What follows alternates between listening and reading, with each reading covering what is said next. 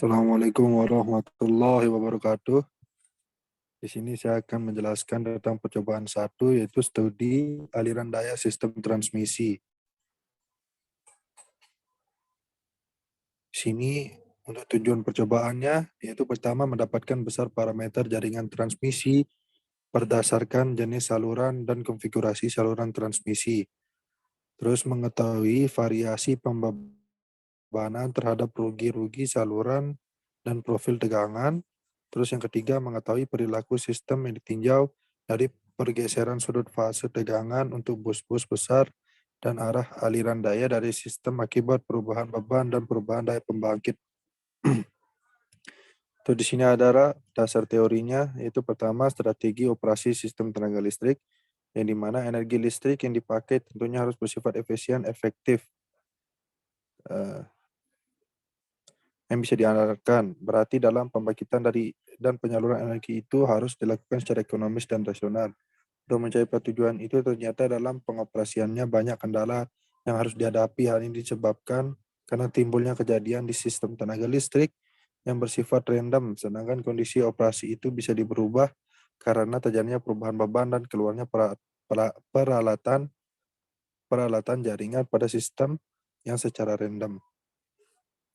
Di sini yang kedua adalah sistem operasi tenaga listrik. Pada perencanaan operasi sistem tenaga listrik yang baik dan akurat, tentunya pengawasan selama sistem tenaga listrik itu beroperasi relatif tidak perlu dilakukan.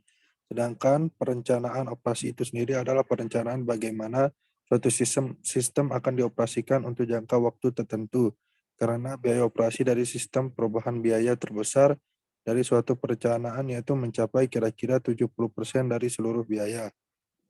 Maka perencanaan operasi perlu dilakukan dengan menggunakan berbagai teknik optimasi agar dapat dicapai biaya operasi yang betul-betul dapat dipertanggungjawabkan.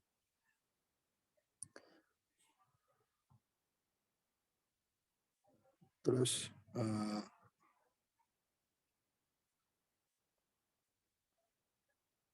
untuk pemeliharaan, sebenarnya pemeliharaan bukanlah suatu pekerjaan luar biasa asal dikelola secara baik dan tepat serta mengikuti petunjuk yang sesuai. Peralatan akan menampilkan keandalan yang tinggi dan dengan biaya yang wajar. Oleh karena itu, masalah pemeliharaan itu perlu mendapat perhatian yang sewajarnya.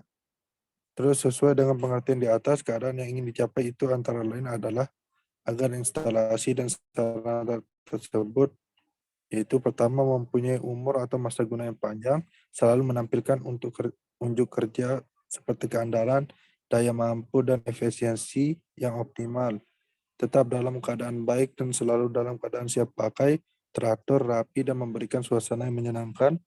Terus yang dapat mengembalikan modal biaya yang sudah dikeluarkan dalam jangka waktu yang tepat dan memberikan keuntungan, terus aman terhadap petugas dan lingkungan.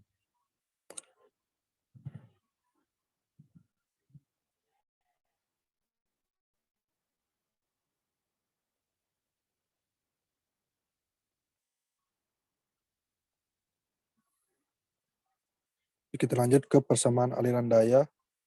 Berdasarkan tipikal bus dalam jaringan ditunjukkan gambar 1.1.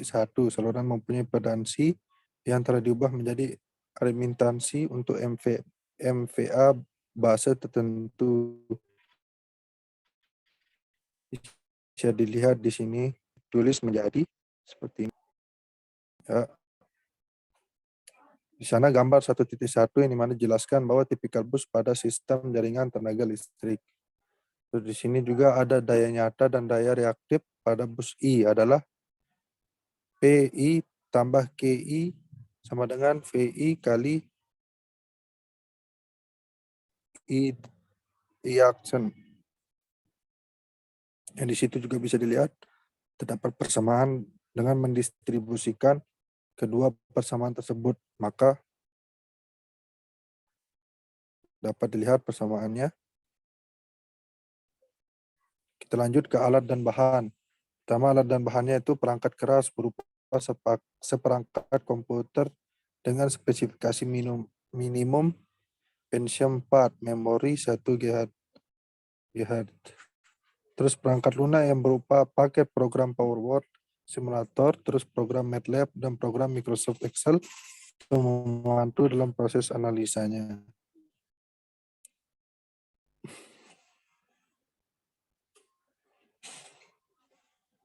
Kita masuk ke hasil pengamatannya.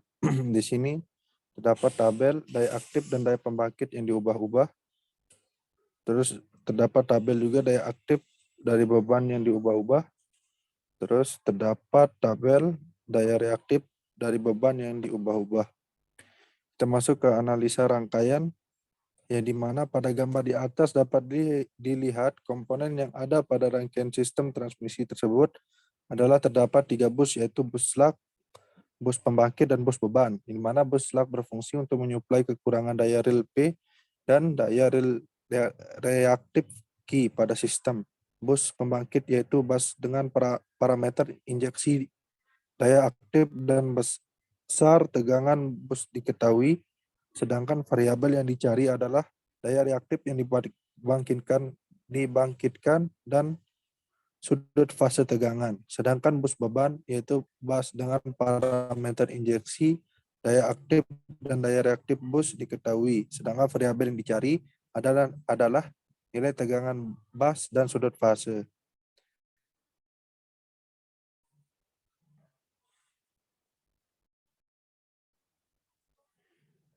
Lanjut ke analisa hasil pengamatan, yaitu tabel 1.1 daya aktif dari pembangkit yang diubah-ubah, yang dimana berdasarkan tabel 1.1 dapat dilihat bahwa daya aktif pada bus pembangkit diubah-ubah menjadi 60 watt, 70 watt, dan 80 watt. Saat daya aktif pada bus pembangkit diatur 60 megawatt, maka daya aktif pada slug bus didapatkan 12 megawatt. Hal ini karena daya aktif pada bus beban diatur bernilai konstan atau tetap dan memiliki rugi daya pada saat menuju ke beban, sehingga bus slug membantu untuk menyuplai untuk menghindari rugi daya menuju ke bus beban. Sedangkan daya reaktif yang didapatkan pada slug 58,2 mVAR pada bus beban. Untuk nilai tegangan per unit didapatkan pada slug bus bernilai 1 dan pada bus beban bernilai 0,9714, dan untuk nilai sudut didapatkan pada bus beban min 0,531, dan hal ini dikarenakan bus slug merupakan bus referensi yang dimana berfungsi menanggung kekurangan daya pembangkitan setelah solusi aliran daya diperoleh. Di sini juga dapat dilihat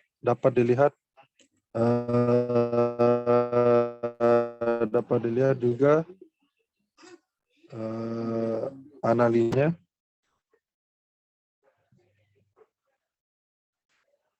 Di sini juga terdapat grafik, di mana grafik perubahan daya aktif pembangkit terhadap daya.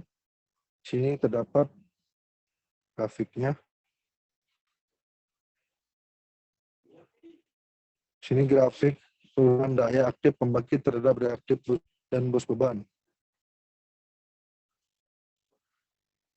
Perubahan daya aktif pembangkit terhadap PU bus slug dan bus beban. Di sini juga terdapat grafik perubahan daya aktif pembangkit terhadap sudut dek atau bus slug dan bus beban.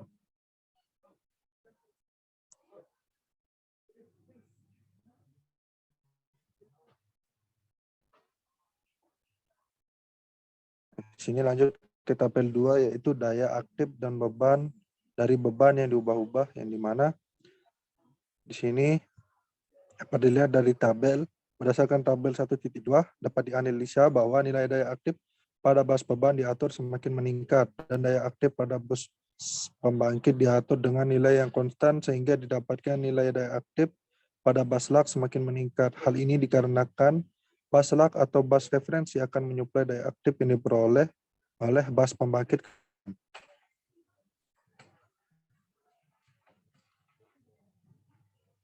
Sini dapat diketahui grafik perubahan daya aktif beban terhadap megawatt bus slug dan bus pembangkit. Terus di sini ada grafik perubahan daya aktif beban terhadap mVAR, bus slug, dan bus pembangkit. Terus di sini ada grafik perubahan daya aktif beban terhadap PU bus slug dan bus pembangkit.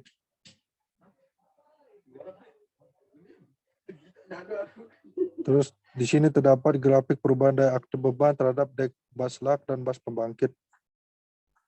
Nah, di sini ada juga tabel 1.3 daya reaktif dari beban yang diubah-ubah, yang dimana berdasarkan tabel 1.3 dapat dianalisa bahwa daya reaktif pada bus beban diatur 25 megavar sehingga didapatkan daya aktif slug bus sebesar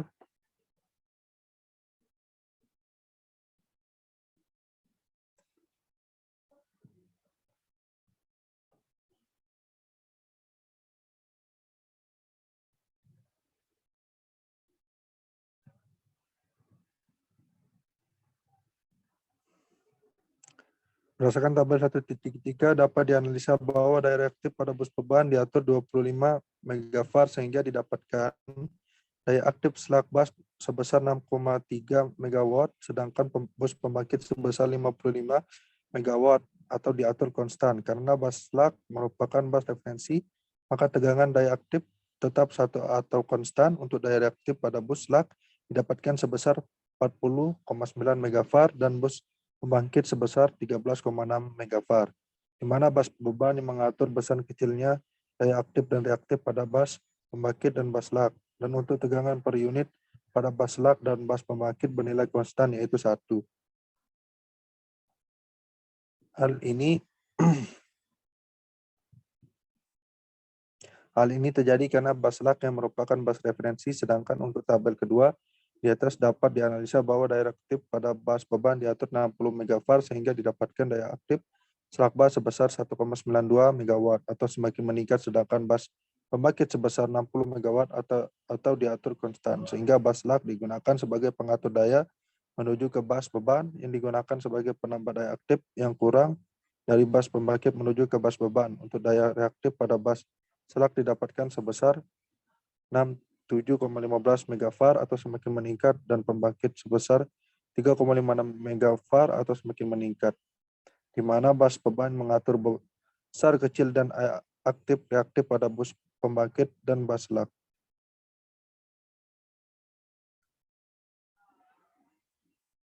Nah, bisa dilihat terdapat grafik perubahan daya reaktif beban terhadap daya aktif bus slug dan bus pembangkitnya. Bisa dilihat grafiknya di sini.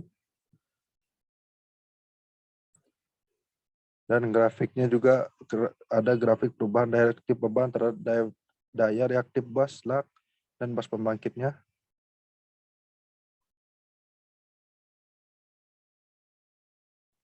Di sini juga ada grafik perubahan daya reaktif beban terhadap PU bus slug.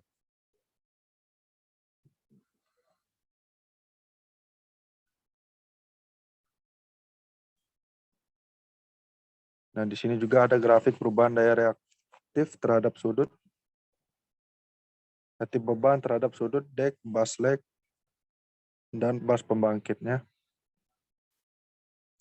Dan kita baca kesimpulannya. Untuk mendapatkan besar parameter jaringan transmisi berdasarkan jenis saluran dan konfigurasi saluran transmisi, yaitu bus pembangkit dan bus leg berfungsi sebagai penyuplai daya yang dibutuhkan oleh bus beban, di mana bus leg berfungsi sebagai bus referensi dalam artian bus leg akan menanggung kurang atau lebihnya daya yang dibutuhkan oleh bus beban.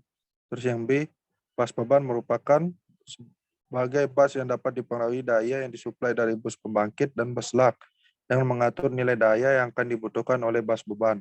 Mengetahui variasi pembebanan terhadap rugi-rugi saluran dan profil tegangan dari percobaan yang dilakukan, dapat diketahui bahwa bus leg selain berfungsi sebagai bus referensi juga berfungsi sebagai bus menanggung rugi-rugi daya yang ada pada saluran transmisi. Oleh sebab itu, daya yang disuplai oleh bus leg selalu lebih daripada daya yang dibutuhkan oleh bus beban.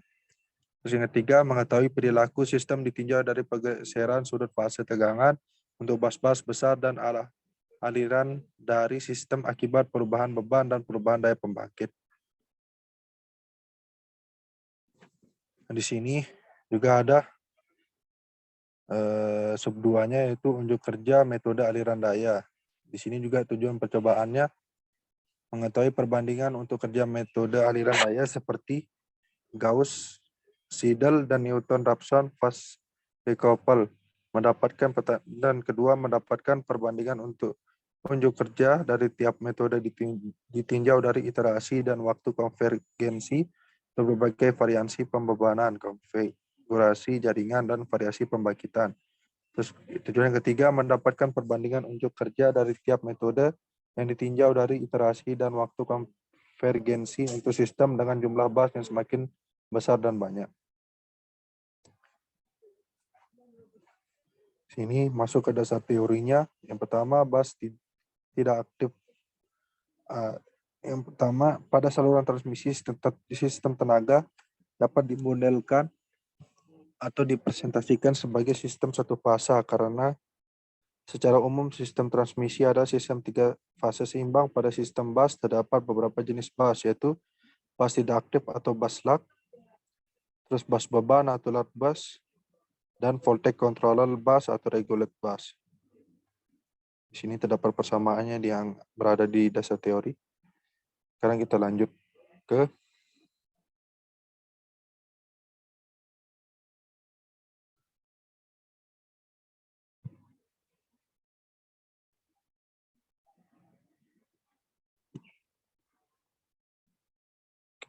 ke hasil pengamatannya, yang dimana file case 14 untuk beban pada bus 8 yang diubah-ubah.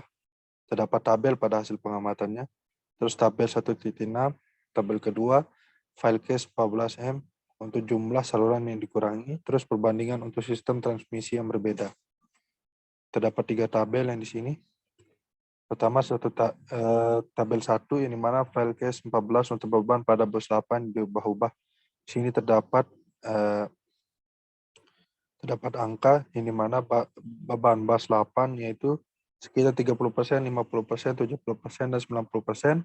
Terus untuk konvergensi detiknya NR 0,2, 0,2, 0,2, 0,2. Terus untuk FDBX 0,2, 0,1, 0,2, 0,2. Terus untuk GS 0,12, 0,13, 0,12, 0,12. Terjadi data yang fluktuatif di mana 0,2 mengalami peningkatan jadi 0,13 dan kembali konstan ke 0,12. Terus untuk NR mengalami nilai yang konstan di mana memiliki nilai 4 di setiap perubahan beban bus dari 30% menuju 90%. Terus untuk PDXB terdapat nilai P sama dengan 10 dan nilai Q sama dengan 10 dan selanjutnya pun sama. Terus untuk nilai GS pada beban bus 8 yang diisi 30% mengalami nilai pada GS 379 dan untuk 50% mendapatkan nilai 382 dan untuk 70% mendapatkan nilai 385 dan 90% mendapatkan nilai 387. Terus untuk berdasarkan tabel di atas dapat dianalisa bahwa beban bus 8 diatur semakin meningkat yang digunakan untuk membandingkan ketiga metode Newton-Raphson, NR, fast decouple, FDXB, dan Gauss-Seidel, dan GS dapat didapatkan pada metode GS membutuhkan waktu terlama dalam konvergensi dibandingkan dua metode lainnya. Ini disebabkan metode GS membutuhkan waktu iterasi yang lebih lama dibandingkan metode Newton-Raphson, NR, dan fast decouple.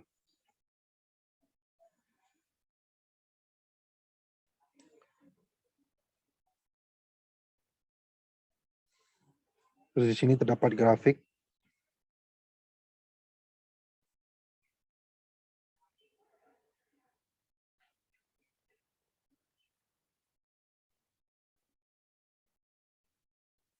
Di sini terdapat grafik hubungan beban bus 8 terhadap waktu konvergensi ketiga metode. Di sini terdapat hubungan beban bus 8 terhadap iterasi ketiga metode. Dapat dua grafik di sini.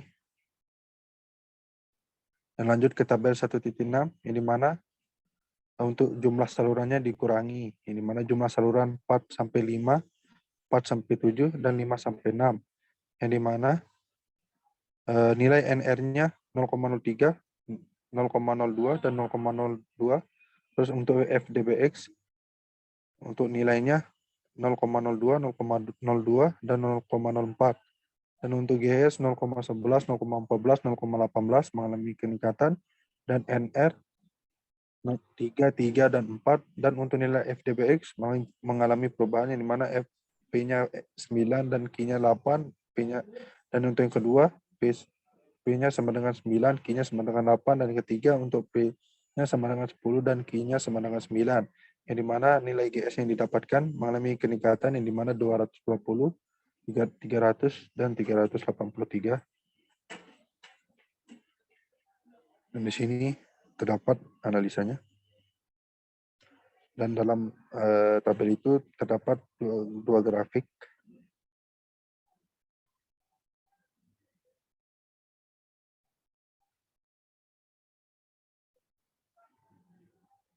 Ini grafik 1, yang dimana grafik 1 itu hubungan saluran dikurangi terhadap waktu konfigurasi ketiga metode.